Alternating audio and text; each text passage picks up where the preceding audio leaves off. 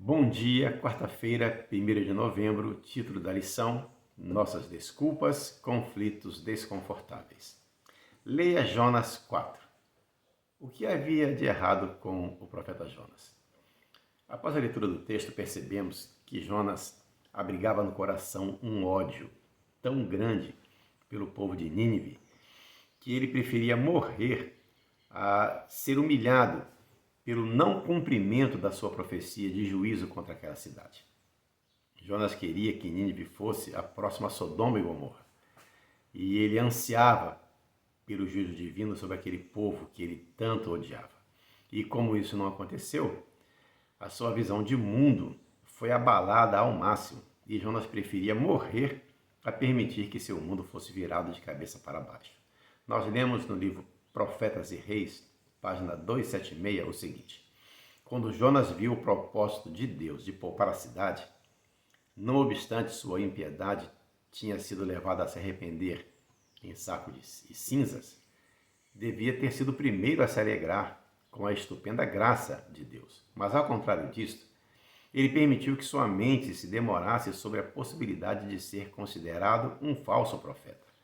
Cioso de sua reputação, ele perdeu de vista o valor infinitamente maior das almas nessa cidade infortunada. A compaixão mostrada por Deus para com os arrependidos ninivitas desgostou Jonas extremamente e ele ficou todo ressentido. Percebemos aqui que, apesar de ser um profeta do Senhor, Jonas ainda tinha uma visão de mundo distorcida da realidade espiritual à sua volta. E Deus procurou ajudar Jonas a corrigir essa falha. Jonas afastou-se da cidade. Você percebe que no verso 5 ele assentou-se e ficou olhando para ver o que iria acontecer. Ele ainda tinha no coração a esperança de ver a destruição. Quem sabe ele pensou que o arrependimento daquele povo não foi genuíno. O fato é que ele ficou ali, o sol muito quente, e Deus fez com que nascesse ali uma planta crescesse milagrosamente em um dia, dando sombra a ele.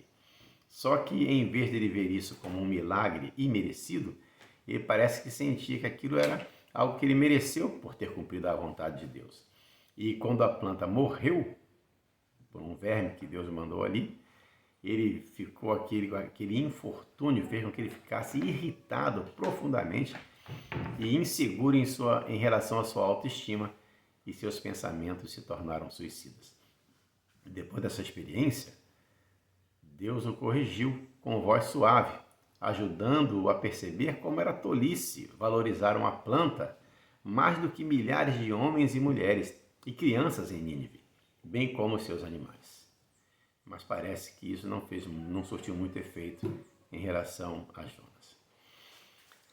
Em relação aos nossos dias, tem aqui uma citação do livro Profetas e Reis, ainda na página 276, que diz assim: os homens se gloriam do maravilhoso progresso e esclarecimento do século em que estão vivendo agora. Mas Deus vê a terra cheia de iniquidade e violência.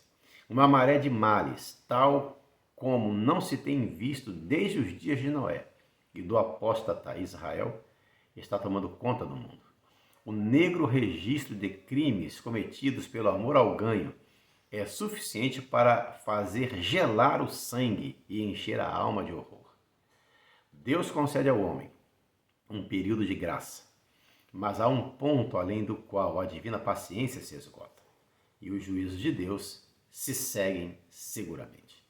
O Senhor trata pacientemente com os homens e com cidades, misericordiosamente dando advertências para salvá-los da ira divina, mas virá o tempo quando não mais se ouvirão súplicas por misericórdia.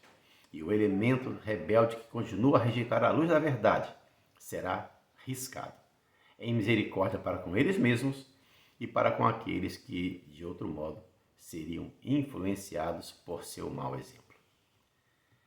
Temos uma tarefa, uma missão dada a Deus para cada um de nós, de alertarmos ao mundo que perece em trevas quanto ao juízo iminente.